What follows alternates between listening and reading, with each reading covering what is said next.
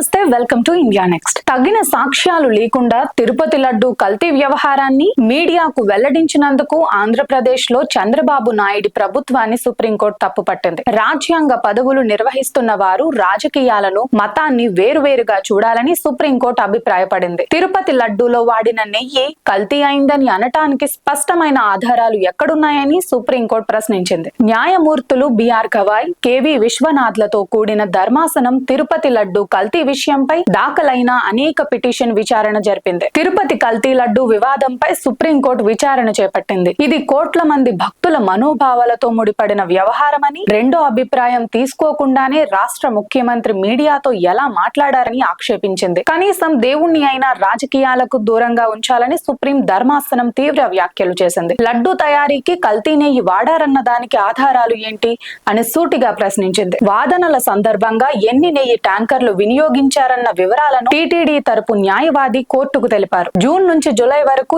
ఎన్ని నెయ్యి ట్యాంకర్లు వాడారో వివరించారు. లడ్డు నాణ్యతపై ఫిర్యాదులు రావటంతో అధికారులు తనిఖీ చేసి నెయ్యి సరఫరా చేస్తున్న ఏఆర్ ఫుడ్స్ కు చెందిన ట్యాంకర్లను పరీక్షకు పంపారని టీటీడీ తరపు న్యాయవాది వెల్లడించారు. ఆ రిపోర్ట్ ఆధారంగానే లడ్డూలో కల్తీ నెయ్యి వాడినట్టు నిర్ధారణకు వచ్చారని తెలిపారు.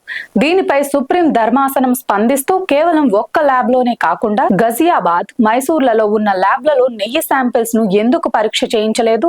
దర్యాప్తు పూర్తి కాకుండానే కల్తీ జరిగిందని ఎలా చెబుతారు అని ప్రశ్నించింది.